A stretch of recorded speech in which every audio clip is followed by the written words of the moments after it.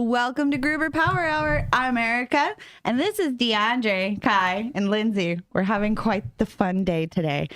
So, our owner, Pete Gruber, came to me with this test that was taken back in the 90s.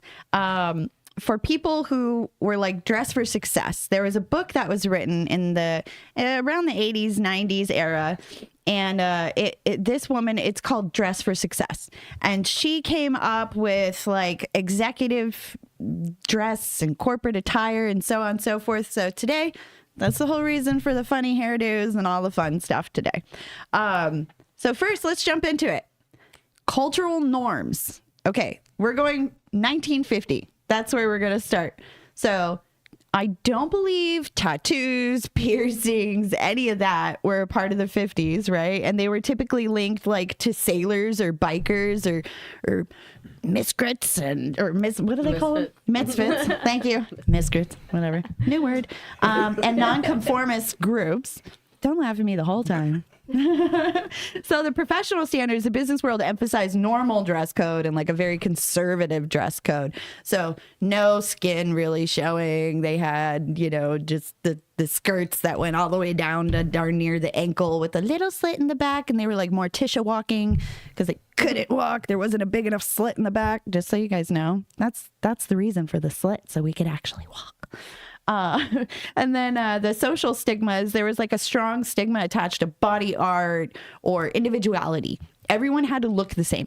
If you didn't look the same, you were not accepted. That's 1950s. 1960s to 80s, counterculture movement. So there was like a pretty big acceptance of tattoos and piercings, probably because everyone was doing a lot of drugs. The LSD made it pretty. And but they were still largely marginalized.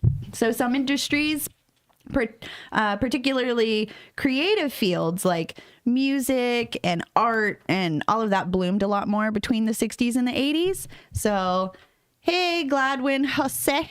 It's nice to see you, Highlander. Love it. Love that you're here again. Let's put some power into this hour. That's what I'm talking about. So we... more accepted at that time, so like the 80s, and then we move into the 90s. You've got grunge, you've got punk, you've got alternative music. I mean, that's pretty much what we grew up in, me and her. These two are, oh no, you too. Yeah, you too. Yeah, we in our 30s, so we know. we saw it hit in the 90s when everyone was wearing like those, I don't even remember the name of the brand, but those pants that were so... Jinkos. Jinko jeans. Thank you. I know my husband had a pair of those. He talked about them.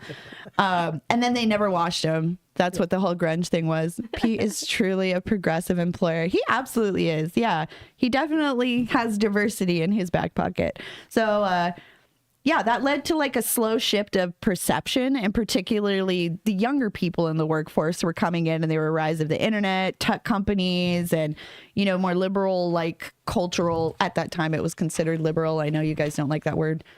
These days, I understand. It's just what it was considered then and what it is now. It's different. It's like Aunt Jemima.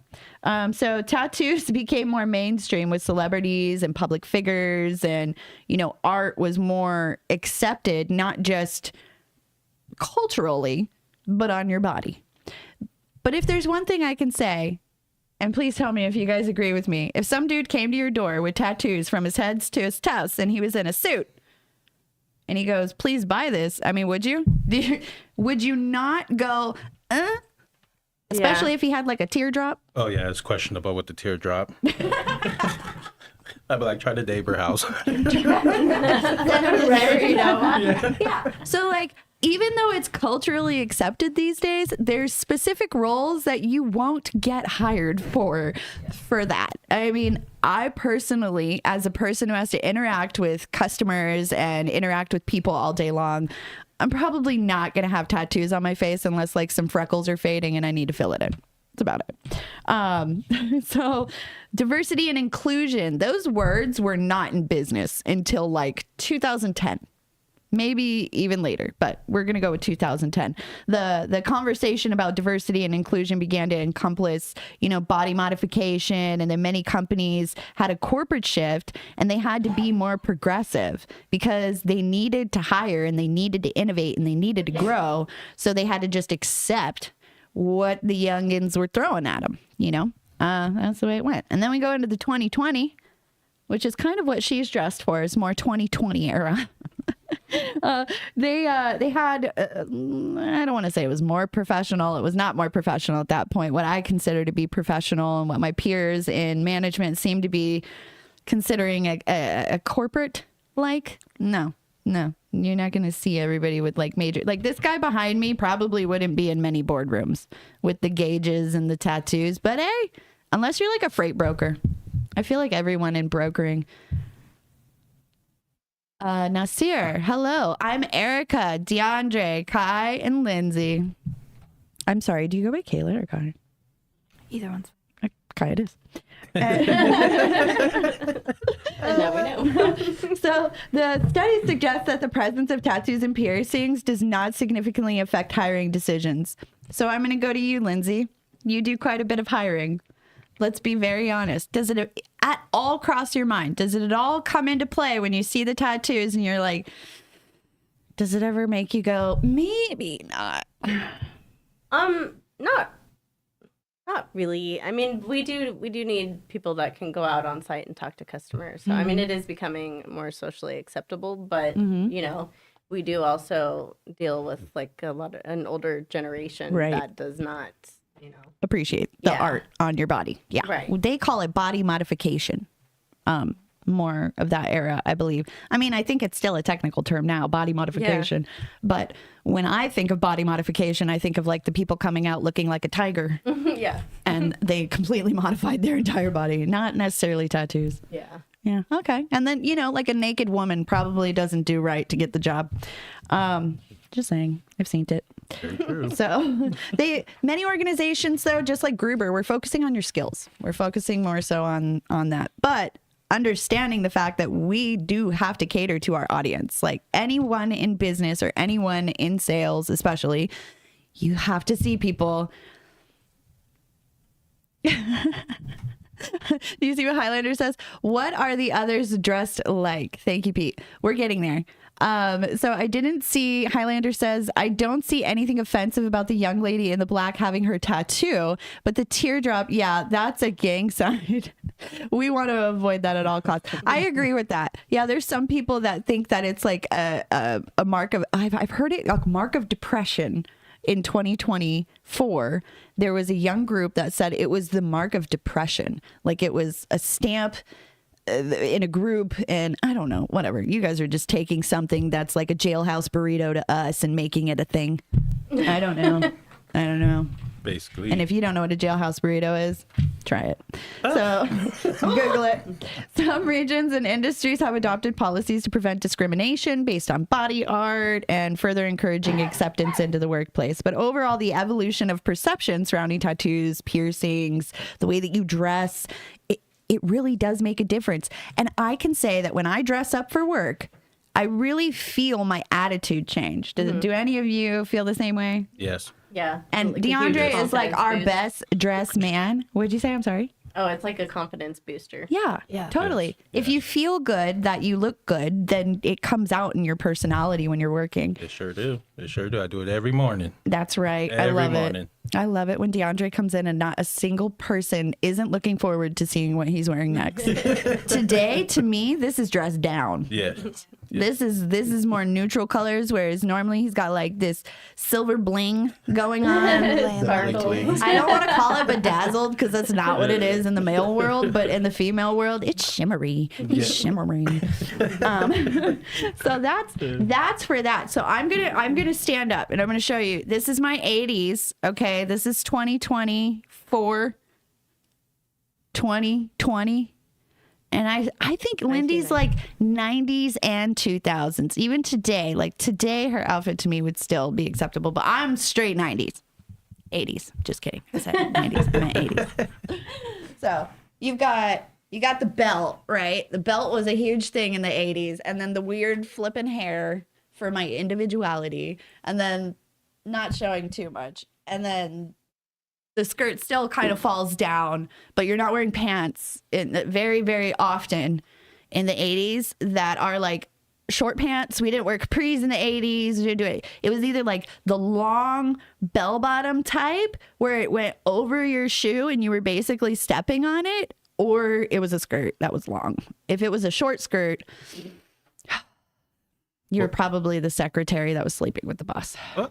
I don't know. Your turn, DeAndre. Okay, so I just got the regular shirt and, black pants on. Yeah. All right. Kai? This is totally 2020s. Just some green. We're kind of matching. But she's got the pinstripe. Is that pinstriped? Oh, no, it's not pinstriped. No. It's like wrinkle striped. Okay. Yeah.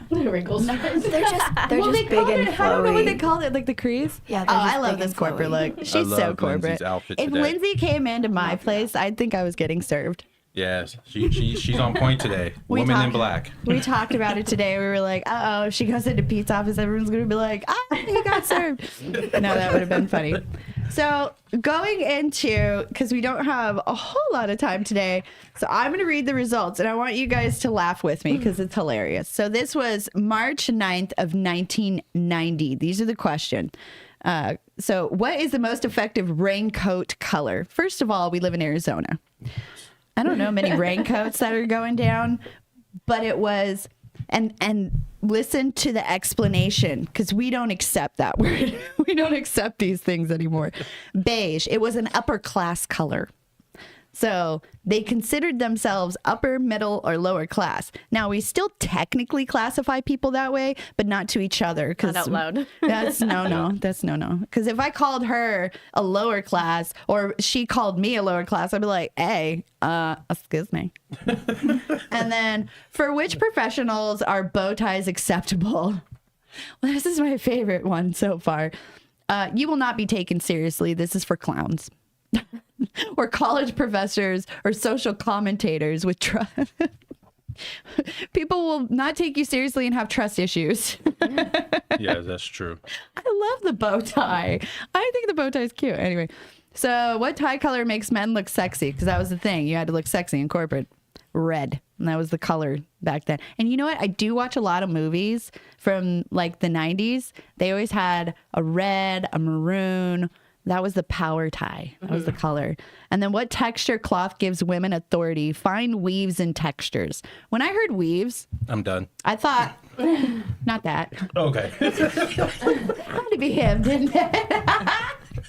We can talk about cornrows. None of that. No. Tweed counts as that. You know how Tweed. tweed is made? No. It's a weave type material. It's very thick. Okay. Oh. Yes. So like Like what you JFK's have on wife. is like yes, textured. tweed. Tweed was like, it looked like woven with the little dots Yeah, of material. that's Okay. Oh, okay. That is itchy. That was the very specific one Okay. that you know where it came from. I because- indeed know where that came. Now everyone. Now knows everybody knows where that one came came from because I see I'm a seamstress though, so I use the actual material name. Oh, okay. She got specific. She got it. So the garments that have no place in an executive woman's wardrobe in the 90s was pants. So maybe I'm 2000. Maybe you're 2000. Y2K. Okay. What empowers a woman's image? They put long sleeves. I wonder.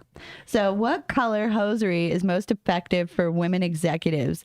Plain nude. There is a specific color. Taupe. I didn't even know taupe was a color That's a color. until I read this. And then I realized I used to get my nails colored in taupe all the time. That's a really popular color in makeup as well. My best Yeah. friend loves makeup, so I know all of the different colors, and she's like, I need to find a taupe. Okay. So Sure. random to me. But now I get it. It's like a brownish, beige. Like a neutral. Yeah, like a neutral color. Okay. And are shirts with contrasting colors acceptable in conservative companies? No. Whites and solids. Loud yellows are out. Plaid is out. We used to say that, by the way, in the 90s. That's so out. Now you guys say that's so 80s. That's so 90s. You guys specify an area you didn't grow up in.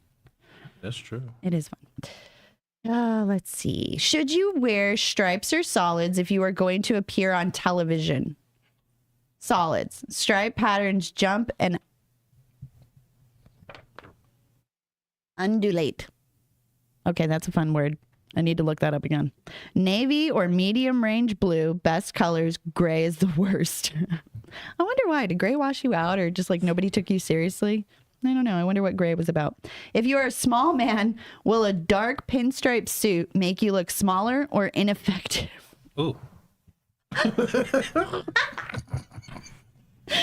Oh, that's a horror. No, pinstripe is for the authority combined with very expensive ties. So the price tag seems to be like what you were judged on, whether you looked upper class or not. That seems to be what it's all about there. From a fashion standpoint, stripes upwards, like up and down, make you look thinner. Right. Okay. Yeah, I thought it would like. Horizontal makes you look wider. I always thought that like pinstripe, when I see people wear it, it made them look shorter when they wore, well, like as short as they are, because you could see the line where it starts and stops and you're like, that's not a lot of line. I don't know. Maybe I'm weird. No, I agree with you. I feel like a whole pinstripe suit on a short person makes them look stubby. I just think Danny DeVito in Twins, he wore that suit and he didn't look taller. Maybe because he was just next to Arnold Schwarzenegger. All right. So what color ties perceived as power? We said red again. Why is that on here twice? Oh, one's sexy and one's power. Okay. So apparently sexy is power.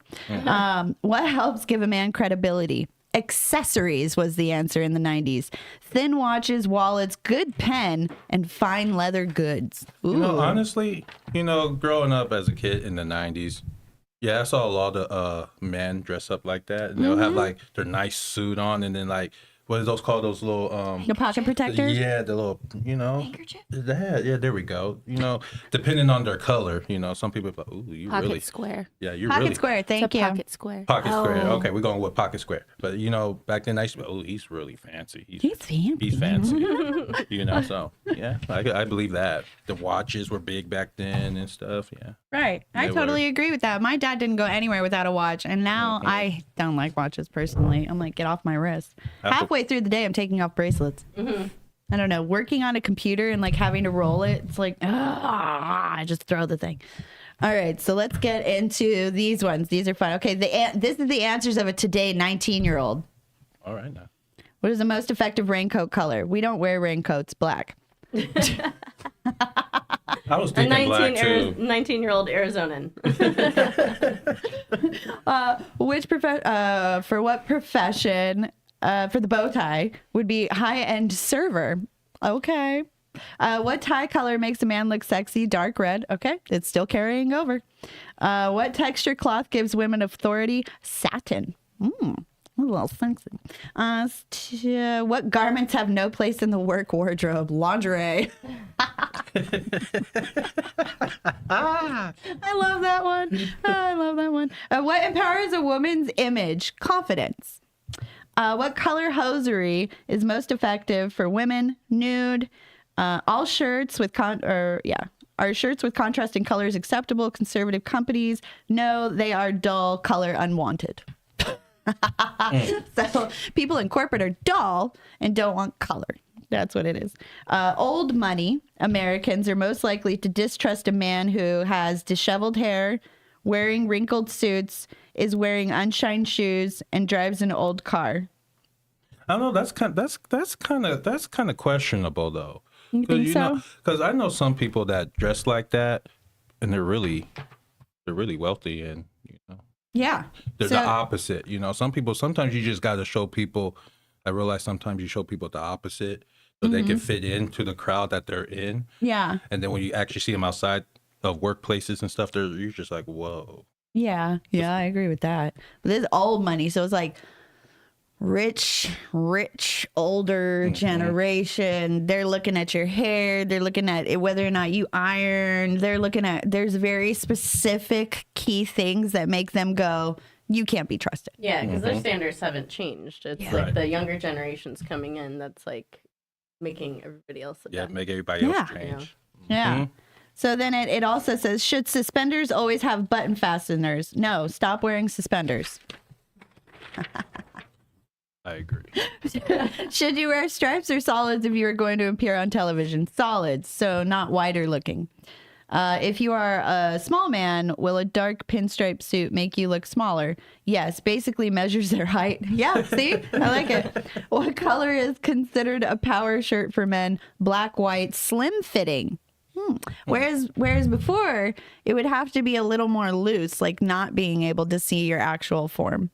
What color tie is perceived as a power accessory for men? Red or black? Yeah. What helps give men credibility? Honesty, kindness. Did I say honesty? She said, did I say honesty? So let's see what a 25-year-old thinks. Go Team Cass. That was not Cass, actually. He was talking about my tweet comment. Oh, just kidding. Go Team Cass. What is the most effective raincoat color? Carhartt brown. This is a male, by the way. This is fun. Very relevant topic. I agree. I agree very much. For what professionals are bow ties acceptable? Never. Never. Let them go. What tie color makes a man look sexy? This is coming from a man. Pink. Ooh. What texture cloth gives women authority? He said red. That's not a texture. You 25-year-old fun boy. One garment has no place in an executive woman's wardrobe. Lingerie. Here we go again. Why is that the first thing? Well, she could dress as nudish as she wants, except that nudie. What empowers a woman's image? Clean. Oh, I agree. Yeah, women Yes. should be clean. If you're not clean, I'm going to question you. That's bad. He's 25 and he's worried about a woman's cleanliness. Uh-oh. Get it together, guys. What color? I'm just saying, as a man, you know, you just, if the, you know, we like a woman to be clean. You know I what like I'm a man saying? to be clean. I mean, it should go both ways, think though. it's It should go mutual. both ways. I feel like my husband is so much cleaner than me, so I can totally relate to this. Are shirts with contrasting colors acceptable? Yes. Old money Americans are most likely to distrust men who have disheveled hair, wearing wrinkled suit, and unshined shoes. But he did not check or drives an old car. Should suspenders always have button fasteners? No. Okay. He wants suspenders. All right. I can understand. That'd be like less butt crack showing. So I guess that works. Should you wear stripes or solids if you are going to appear on television? Solids. No explanation. If you are a small man, the pinstripe suit makes you look smaller or ineffective. Yes, pinstripe suits will in general. So this generation doesn't like pinstripes. They don't think it looks for short people. It's good for tall people, apparently. What color is considered a power shirt for men? White or a powdered blue? Ooh, he said powder blue, not baby blue. Ooh, powdered blue. Would this be like a powder purple? question. Like a lavender. That's lavender. Yeah, you're right. Powder. Look at everyone all technical, and I'm like, I'm like, purple color wheel. What color is considered a power shirt for men? We did that, powdered blue. What color tie is perceived to be the best accessory for a power man? Depends on the suit, black or red. What helps give a man credibility? His word and follow through. Ooh, okay. So that value still holds true. Let's see. Where's the blue at in these ties? And you know, I don't know. You would think blue. Maybe just a blue tie itself, a solid color. a dark blue, you know, something. You would think so. Highlander says he has to go with kindness. I agree. I think like men get a bad rap these days because of their kindness. It's seen as a weakness when in reality, I feel like the more men that are willing to be kind, the more, especially in the workforce, they're innovative. yeah. Yeah, they're progressive. So that's nice. What is the most effective raincoat? This is from a 29-year-old now. Cassie. It's me. What's the most effective raincoat color? Cassie said yellow. For which professional? Bow tie, service workers, butlers, professional events, live galas. Okay, I love it. I just think of like all rich people, you know how they have like their butlers, they always have a bow tie. They do. They do. They do. Or a little penguin suit. Mm-hmm. Yeah, I always loved the penguin suit. I thought tuxedos were so cute after Mary Poppins. Yeah. But it always forever is penguin now to me. And then Batman, he had the penguin. The penguin had his tuxedo suit on, looking like a penguin. Anyway, what color makes men look sexy? She said black and navy blue. The texture cloth, she said tweed. She already elaborated that. What garment has no place in the executive wardrobe? Anything sleeveless. Okay, I'm out. What empowers a woman's image? Her attractive... Huh? Oh, her attitude, how she presents herself. What color hosiery? Y'all, I need different glasses. What color hosiery is most effective for a woman's skin tone and nude? And then are shirts with contrasting colors acceptable in conservative companies? Not normally. Should suspenders always have button fasteners? She said, yeah. I can just see her going, yup. Yeah. Yeah. I can see it too. And then the old money Americans most likely distrust a man who is wearing a wrinkled suit was her option. This is funny. I can do it. Should you wear stripes or solids if you are going to appear on television? Solids. If you are a small man, pinstripes. No, it's supposed to make you look taller and more slim. Okay. Well, I trust that everyone has their opinion. I don't know. When I look, because I'm half blind, you look just as tall as the pinstripe. Your head's out. Your head left. I don't know where it is. What color is considered a power shirt for men? Black and dark tones. What color is perceived to be a power accessory? Black. What helps give a man credibility? His ability to network and knows lots of people. Okay. I get that from my dad. My dad is agree a with that. salesman, and all he ever does is talk to people. And so he usually knows almost every business owner, like True. restaurant that we frequent. So a few like Chinese places that we go to back home, he knows the owners. Oh, that's cool. So I have to ask each of you individually, and we're going to start with you, DeAndre. All right. When you go in for a job interview, are you dressing for the job or are you dressing to impress? I dress for both. Ooh, good answer. I do both. Now, what color do you think is the most don't wear that to your job interview? Ooh, that's a hard one for me. I know you're so colorful. I'm so colorful. That's a hard one for me. I will have to go with like red. You would go with red or don't wear red? I will go with red. I think I will okay. wear red to my interview. I did here, so Oh, there we go. You know, so red. It's that power I color. wear red. What about you, Kai? I feel like